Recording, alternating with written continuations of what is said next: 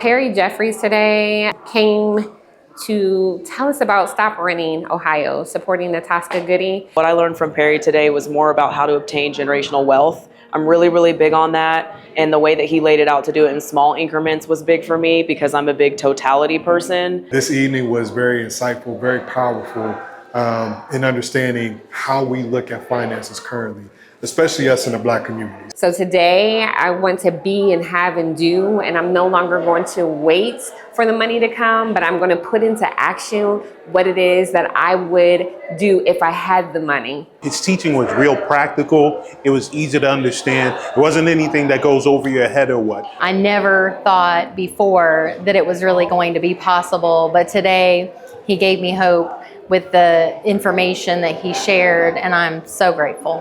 Thank you. All right, let's rock. Family, family, family. Yes, sir. You are amazing. God bless you. Love it, love it, love it. All right, cool. All right, how's everybody doing?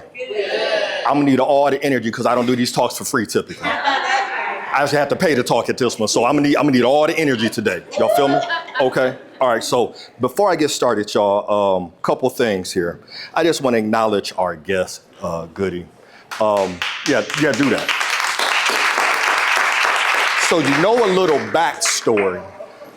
We met each other technically online. She actually joined one of our cash flow financial freedom boot camps some time ago. I don't know if it was a year ago or 6 months. It's been a while, right? Yeah, been a few months, right? And what I loved most about her is her work ethic. She's actually showed me and my wife a couple of homes. I loved her willingness to learn. Like she is learning all the time. And that's powerful because you don't find a lot of people who are intentional about learning. She just texted me something earlier this week like, hey, check this out, what you think about this, right? So I love that. But also too, she has the heart of a servant, which is so important, especially in these days where it seems like it's a very transactional environment. You know, it's not a win-win, it's a win-lose situation, right? So to find somebody with a giving heart is just absolutely phenomenal, right? And she's a team player, right? When she reached out to me, she said, hey, Perry, would you come and speak at this event? Yeah, say less. Hey, Perry, would you sponsor the event too? Yeah, say less, right? Because I have no problem investing in individuals who not only invest in themselves, but also invest in their clients and the people they're trying to serve. So before I go into my jam, you know what I'm saying, give another hand to Goody. Also, I had no idea she could flow like that. Put me in the booth, like we gonna have to get in the lab. We're gonna have to get in the lab. All right, so let's jump into it. So when I give talks and I talk around the country, typically I know what I'm gonna talk about. I usually have this certain framework, hey, I'm gonna cover this. But I'm very prayerful about what I speak on because I wanna make sure when I speak that I'm actually, giving the people in the room, my audience, something they can walk away with. Right? So I was up this morning praying. I thought, all right, God, what are we going to talk about? And I was kind of going through my normal routine in my head. And then I got home, did my thing today, got me a fresh cut, right? And I was sleeping. And I woke up and I looked at Goody's flyer. And the flyer said, stop renting Columbus, which I knew, right? But it hit me different. God spoke to me. He said, that's the topic of your talk. The topic of your talk is stop renting. But it's so powerful, and I'm gonna unpack this for you guys real quick, right? So when you think about renting, what's the opposite of renting, right? This just isn't about real estate. This is about owning your income, owning your calendar, owning your freedom, it's all about ownership. You will not become financially free until you get your head wrapped around ownership, right? So that's what I'm gonna talk about today, right? So let's jump in here to it. But so before I get started, just to keep the energy, because I know I'm the only thing I'm the thing stopping y'all from getting to the food. I'm hungry too, right? So we're gonna get through this piece, no doubt. So by a quick show of hands, and I love an intimate crowd like this. Quick show of hands, who wants to be wealthy?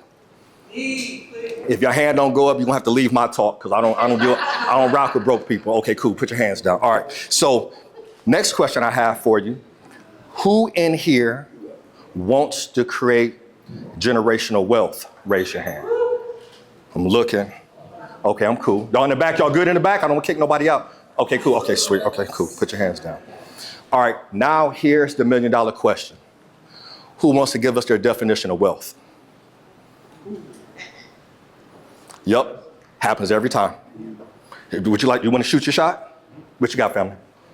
Being able to go and make funds continually for you. I like that. And kudos to you, because I've been in rooms with hundreds of people and nobody ever answers the question. Every once in a while you get a brave soul, like one or two, but it's literally less than 1% of people answer that question.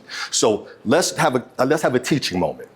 Everybody put their hand up mad high saying they want to create wealth. But nobody gave me, no, I'm just saying everybody did already, my bad. In the past tense, everybody put their hand up mad high saying they wanted to create wealth, right? But nobody could give me a definition. So you want to create something that you can't define? How does that work? Wow. How does that possibly work? And then everybody raised their hand and said, you want to create generational wealth. Do you understand what generational wealth means? Generational wealth is what you pass on to the next generation. So if you can't define wealth, how are you passing it on to somebody else? So we're going to help you unpack that today. And that's why Goody asked me to come in to talk about wealth. All right, so let's jump right in here to it.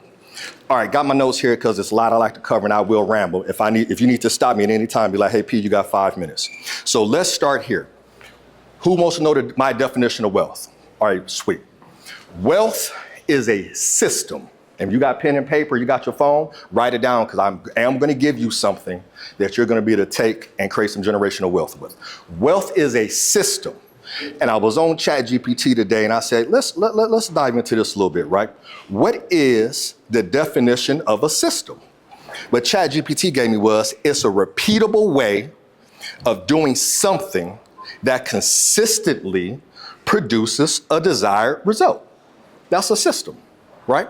So what I love about systems is a famous quote I'll always reference is this: systems allow ordinary people to achieve extraordinary results predictably. So that's a system, right? So here's the deal. Wealth is not a dollar amount, family. Wealth is not, hey, I bought a house and I created generational wealth. You did not. Hey, I bought life insurance. I created generational wealth. I did not. You took an activity, you know what I'm saying? You took action, which I highly commend, but it's more than just that, because again, it's a system. So what I found is this, and this works for me, my clients, my family, is this. If wealth is a system, what is it that it produces? That's how we want to start defining it. So what I've come up with is this. Wealth produces 3 things: security, time freedom, and abundance. Y'all say that first one with me. Security, time freedom, abundance. But what does that mean? Security. Has anybody ever sat up at night and stressed about their finances? That means you don't feel safe. And security equals safety. If you look your spouse or your partner and had a conversation with them, say, hey, do you feel secure in our current financial situation? And they say no, but then you have not created any wealth. Because when you have wealth, there's security and there's safety. All right, let's talk about time freedom, right? Say time freedom. Here's the deal. If you're not in 100% control of your calendar, you are not free. If you have to ask permission to take your kid to the dentist, or to stay up home with your wife because her foot hurts, or you know what, just today, I don't feel like working. I'm just gonna lay here in the bed and turn my alarm off. If you're not in 100% control of your day, you do not have time freedom. If you have true wealth, family, you control 100% of your time. Now, don't get me wrong, you still gotta show up for stuff sometimes, fam, right? You still gotta go to the kids' AAU game, right? Maybe they control more of your calendar than you do sometimes, but you made that choice to do it, right? And you ain't have to ask nobody's permission. That's what time freedom is. Not having to ask permission to put on your calendar what you want to put on your calendar. Y'all got it? Yeah. Let's talk about abundance. Now, abundance is one of those words that if you grew up in the church like I did, right, you know, you kind of think about, you know, the gold and the silver and milk and honey and all that, right? I'm gonna make abundance real simple for you, right? Because a lot of times, because we overthink things, we miss the point. Abundance is simply this. Do you have enough to take care of all of yours and got some extra to give somebody else? That's all abundance is. Can you take care of 100% of your stuff and you have a little extra to give to somebody else without it breaking the bank? That's abundance. So when we talk about wealth, wealth is a system that provide security, time freedom, right, and abundance. That sound good, y'all? All right, cool. All right, let me give you guys a real life example. I cannot bake. Now, don't get it twisted. I can cook. I'm mean in the kitchen. I make a whole Thanksgiving dinner. Don't need no boxes. Don't need no cans. I'm in the game. My mom's from Brownsville, Tennessee. If you wanted to know how to eat, you should learn how to cook, right? Now, that's how we was taught in my household. You want to eat, you should cook, right? Now, here's the deal. I don't bake. The only thing I think I really ever baked was the old school cookies you get from the store in the tube. And you cut them down, right? Put them in. Y'all know what I'm talking about, right? Try not to burn them. Some people like them burnt. Try not to burn them, right? But my wife is a phenomenal baker, right? Now, here's the deal. My wife has a box like this in our kitchen with all of these recipes. And when she bakes, she grabs the recipe, she put it on a little stand, and she bakes. And guess what? Because she has the recipe, she gets the same result every time. Now, here's the deal. I've never baked a day in my life, but I'm pretty confident that if the recipe is clear, I'm smart enough to go like, okay, how much water, this much, how much milk, this much, and I can go and produce, if not the exact result, something pretty close to it. That makes sense? Yeah. That's what wealth is. That's why you have families like the Rockefeller who have maintained their wealth and one of the wealthiest families in the world, because they have the recipe. We passing recipes for greens and cornbread, and they passing recipes for being their own bank. Yeah. That makes sense? Yeah. All right, cool, let's get to it. All right, so I want to give you guys that real life example. All right, so let's move into this a little bit. We mentioned earlier, I asked earlier, hey, who wants to create generational wealth? Here's the deal. And I'm not trying to be mean, but I'm always brought in to keep it 100 with my audience, right? If you're looking to create generational wealth, you first have to create wealth for yourself. You cannot give what you don't have. If you got 7-Up in your cup, you can't give me Coca-Cola. Period, point blank, right? So you have to create it for yourself, and you have to be proof. Now, I said this earlier. I want to make sure you guys didn't miss this. Buying a house doesn't create generational wealth. But what does create generational wealth is knowing what to do with the equity in that home. What does create generational wealth, like the brother said earlier, is how to take care of that. Like, what does create generational wealth is knowing that when you buy that home from a foundational standpoint, that's going to be the largest asset you ever purchase, and probably one that's going to give you the fastest equity, right? What do you do with that equity? First time I bought a house, I used that equity from the home I was living in to go buy my next 3 rental properties, right? Now that's a recipe I can pass on to the next generation. Hey, Dad, how did you buy these 5 houses? Like this? Here's the recipe. That makes sense? Yeah. Okay, cool. So if you're going to create generational wealth and you're really honest about that, you have to start creating wealth for yourself. All right, now I told y'all earlier, I love this Stop Renting Columbus, right? And like I said, I know it was God that spoke to me because I woke up out my sleep, I looked at the flyer, and I said, oh, this is what I'm about to talk about, right? So that's why I have my notes here. Stop Renting Ohio. Is it Stop Renting Ohio? Stop Renting Columbus. Ohio. Yep. Stop Renting Ohio. Now, Columbus too small. We're taking the whole state. Let's rock. Okay, cool. We got clients in Springfield over here. Let's go. Right. Stop Renting Ohio is not about homes. Y'all probably thought it was about the crib, right? It's not about a home. God told me it's a mindset shift. Stop Renting Ohio. Say it. Stop Renting Ohio. Stop renting Ohio. This is how you apply it to every area of your financial life. And I'm going to send you guys through a quick, when I teach this wealthy framework, this is kind of the system that I created to retire my wife at 40, to have me work optional at 50, okay? So I've weaved that into it. So the first thing, you want to own your numbers, okay? You need to know exactly how much money you have coming in, which most people know. Well, you know what most people don't know is how much money is going out. But let me tell you something, contrary to what we've been taught, contrary to what we've been indoctrinated into, this financial system, which is like the matrix that we need to figure out how to get out of, right?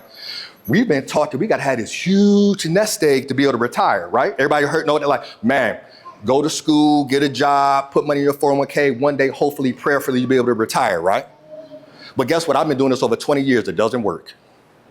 I knew that from looking at my own personal finances. But when you own your numbers, family, you can get there quicker, because Goody talked about earlier, work optional. What does that mean? I can choose whether or not I want to work this year or not, right? That's how you become work optional. If you own your numbers and you know exactly how much your expenses are, so let's say that your monthly expenses all in are $3,000 a month. That means you only got to solve for $3,000 a month. Why are we not focused on cash flow? If you had enough passive income to cover your monthly expenses, you know you're financially free, right? If you woke up January 1 and you like, okay, my monthly bills are $5,000 a month and I got $5,000 a month coming in from real estate, from businesses, from